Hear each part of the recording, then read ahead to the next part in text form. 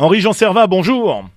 Bonjour Richard, bonjour. Le grand public vous connaît bien, vous êtes l'ami des stars, écrivain et journaliste, plume de Paris Match, pour qui vous avez couvert 27 festivals de Cannes, auteur d'une 60aine d'ouvrages.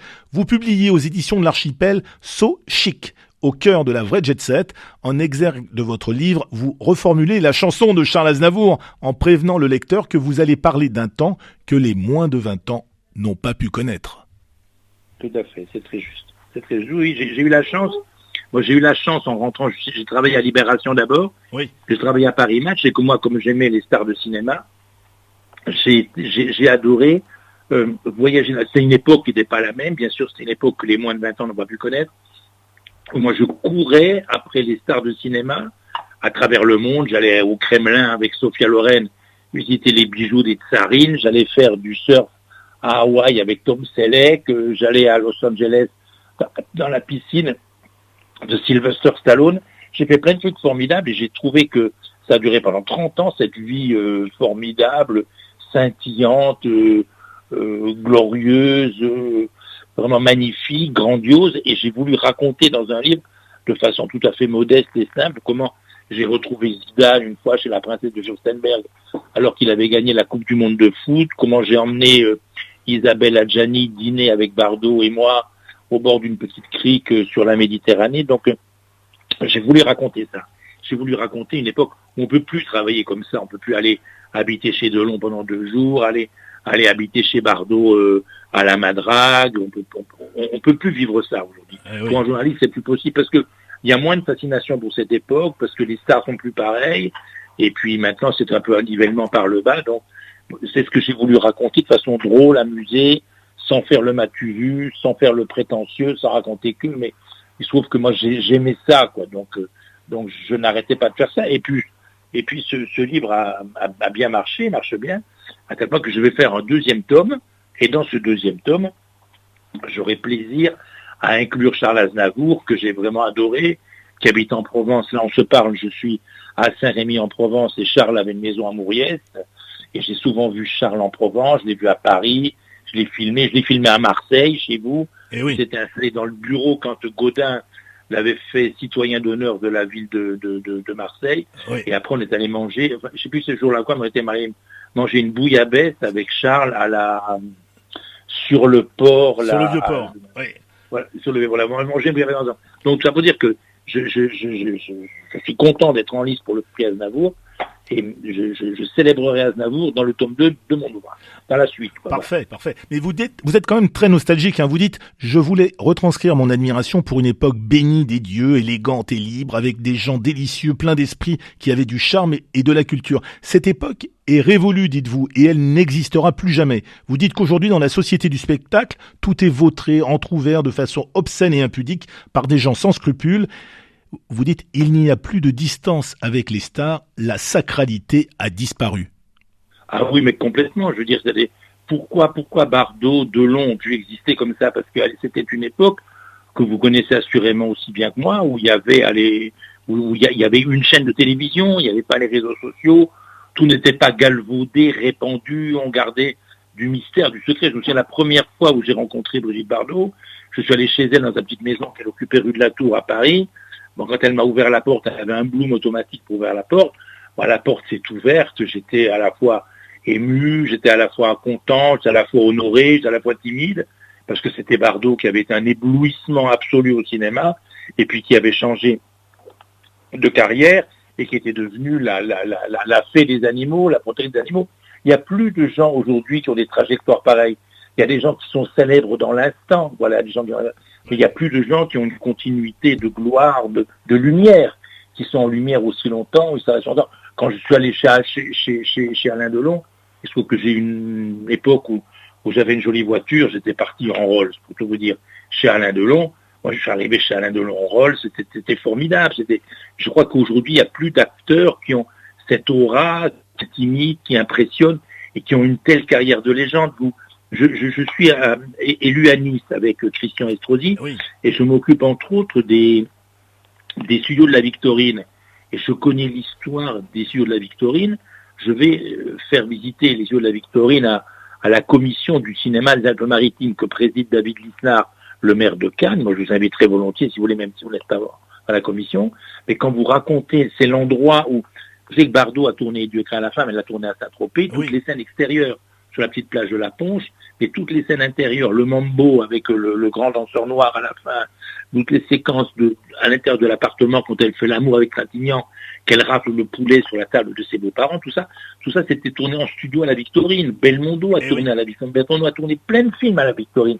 Donc je suis très impressionné par tout ce qui est cette légende, moi qui m'a fait rêver, tous ceux qui nous écoutent, je sais qu'il y a plein de gens qui ont rêvé, qui rêvent encore à des films absolument mythiques. Et maintenant, je ne dis pas que c'était mieux avant, je dis que c'était différent avant. Moi, je préférais l'époque d'avant, mais c'était pas mieux. C'était tout à fait autre. Et des carrières comme celle de gloire dont on parle ne serait plus possible aujourd'hui. Même la carrière d'Aznavour, extraordinaire, magnifique, je veux dire, ce petit Arménien qui a fait une carrière, qui a fait rêver le monde entier, qui a fait chanter Carnegie Hall, qui a fait chanter partout, ce serait plus, je pense que c'est plus possible des carrières comme ça. Donc, c'est cette époque-là, je voulais raconter, où on a beaucoup de nostalgie, on a beaucoup de mélancolie pour cette époque. Elle n'existe plus, ça ne veut pas dire qu'il faut s'accrocher à cette époque et ne plus penser qu'à elle, mais je veux dire qu'aujourd'hui, les choses sont plus difficiles. Et vous m'autoriserez, puisque j'ai plaisir à vous parler, et je me souviens vous avoir rencontré à plusieurs reprises dans la mouvance de Charles Aznavour, pour vous dire sur l'antenne de votre radio à quel point j'avais une tendresse, une admiration pour Charles Aznavour, mais que j'ai connu il y a 20 ans, il y a 25 ans pour Match. Je l'ai interviewé, je me souviens je l'avais interviewé au Fouquet, il adore aller au Fouquet sur sa carrière d'acteur, où il me racontait à quel point, avec la tête qu'il avait, l'allure, c'est lui qui le parle, je ne m'autoriserai pas à dire ça, mais l'allure chétive, malingre, comme ça, et il était un séducteur. Il m'a dit, quand vous pensez, ou quand tu penses, le nombre de gens extraordinaires que j'ai eu dans mes bras, le nombre de filles que j'ai eu dans mes bras, et il m'avait dit qu'il avait tourné une séquence au lit avec Michel Mercier qui était nu, poitrine à l'air, dans Tirer sur le pianiste, et il m'a dit à un moment, je me suis vu, on avait une glace devant, j'avais Michel Mercier qui était brune à l'époque, c'était juste avant Angélique, c'est le dernier film qu'elle a tourné avant Angélique Marquise des Anges, elle était, j'espère que je vais choquer personne, elle était à poil dans son lit, enfin ils étaient à poil au lit ensemble, elle était, Charles Aznavour avait un petit slip, m'avait raconté, elle avait les seins à l'air, et il me dit, je me suis vu dans la glace avec ma tête si j'ose dire, de juif errant, de pâtre grec. Il tenait une femme extraordinaire dans ses bras. Et après, souvenez-vous de Paris au mois d'août, souvenez-vous de tous les films qu'a tourné Aznavour, où il était séducteur, il avait des belles femmes dans ses bras. C'était une très très belle carrière. Et quand je vous écoute et quand j'ai le plaisir d'être interviewé par vous à la radio, je me souviens d'Aznavour, qui était quelqu'un d'extraordinaire. Et moi, j'ai vu la Provence entière rendre hommage à Charles Aznavour. Amanda Lear, qui habite à côté de chez moi, à Saint-Étienne-du-Grès, qui avait chanté formidable. Il y avait le Chico, les Gypsies, qui avaient fait des chansons en l'honneur d'Aznavour.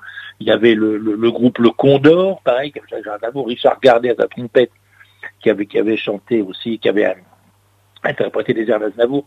Moi, c'est des gens comme ça, c'est des gens, bon, Aznavour est parti, mais personne n'a remplacé pour l'aura, pour la qualité des chansons, pour l'interprétation, pour le pouvoir d'évocation que ça peut avoir. Quand on avait ce petit bonhomme comme Aznavour, quand il chantait, il évoquait des mondes entiers magnifiques et formidables. Donc moi je suis redevable à cette époque qui m'a fait tel que je suis, qui m'a fait aimer la beauté, la grâce, la lumière, l'incandescence. Et Charles Aznavour a participé de cette éducation, et j'en suis très content et je lui en suis extrêmement reconnaissant.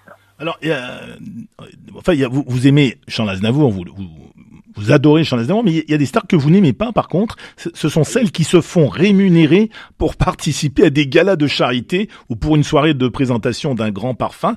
Et vous faites explicitement référence à Catherine Deneuve, qui, dites-vous, se fait payer pour accepter des interviews. Ah oui, mais moi, j'ai peut-être pas dit, non, j'ai pas dit ça, tout à fait. Ce que j'ai dit, moi, j'ai présenté beaucoup de soirées mondaines dans ma vie, beaucoup de soirées mondaines et beaucoup de soirées de charité, j'ai jamais été payé. Jamais.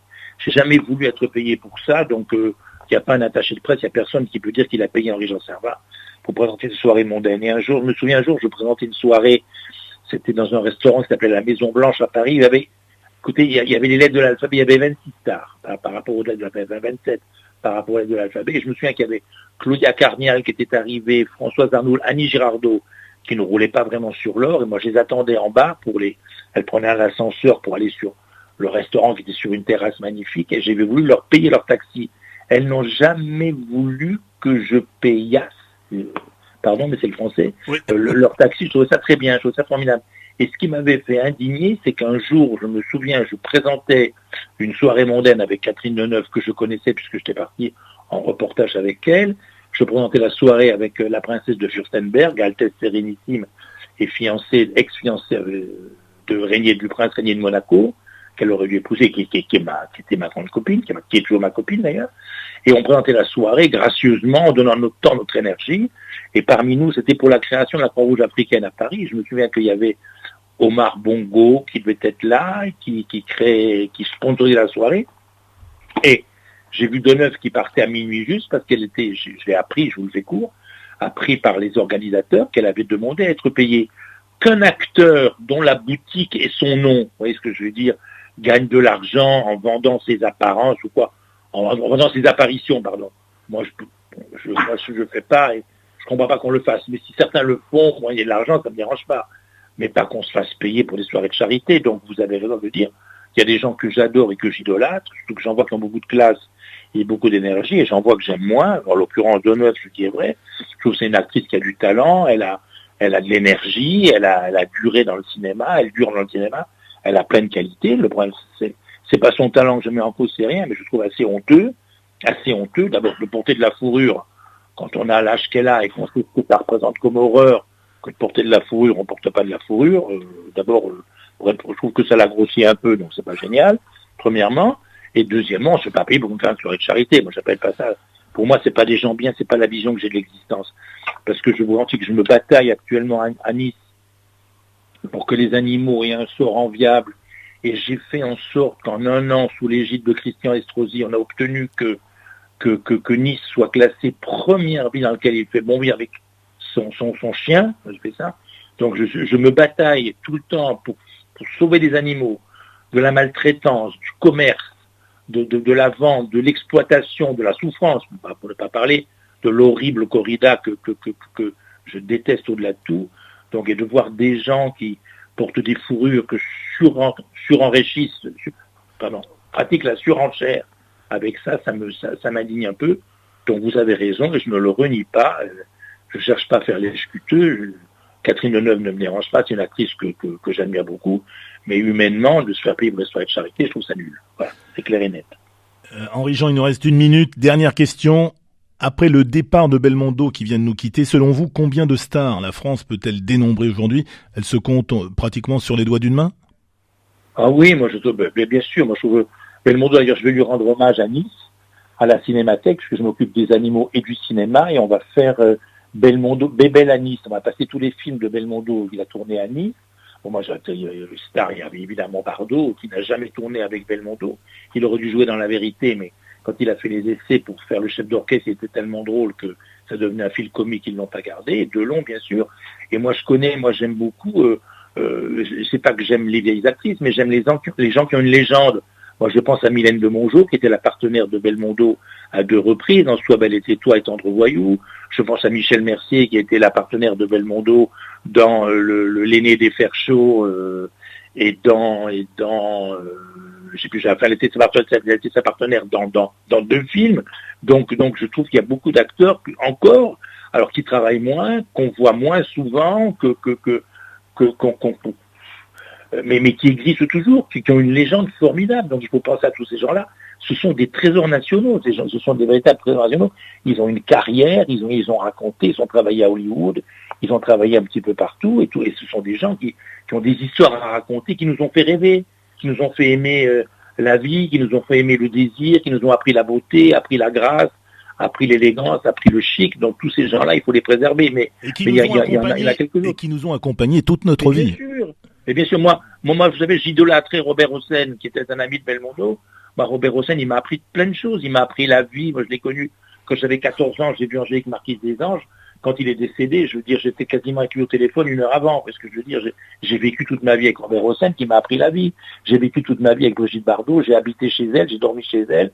Quand je vois quelqu'un qui a eu le destin qu'elle a eu, qui était magnifique, sublime, qui a renoncé à ça et qui a choisi après d'aider, de donner son énergie, son exemple aux animaux et de faire en sorte que les animaux soient moins maltraités en France, sont des gens formidables, ce sont des trésors nationaux, effectivement.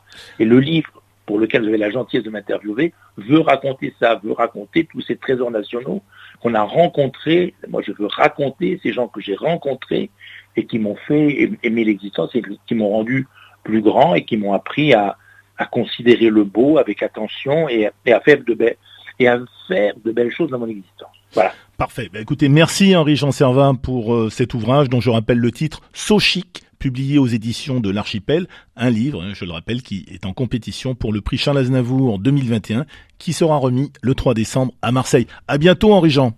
Merci Richard, prenez soin de vous et vive Charles, vive le grand Charles, vive le grand Charles. Merci beaucoup. Merci, à bientôt. Maintenant, voici la question jeu RCF Cultura Aubagne. Pendant combien d'années Henri-Jean Servat a-t-il couvert le Festival de Cannes pour Paris Match ? Pendant combien d'années Henri-Jean Servat a-t-il couvert le Festival de Cannes pour Paris Match ? Des cartes cadeaux Cultura Aubagne à gagner en appelant le 04 91 50 82 33.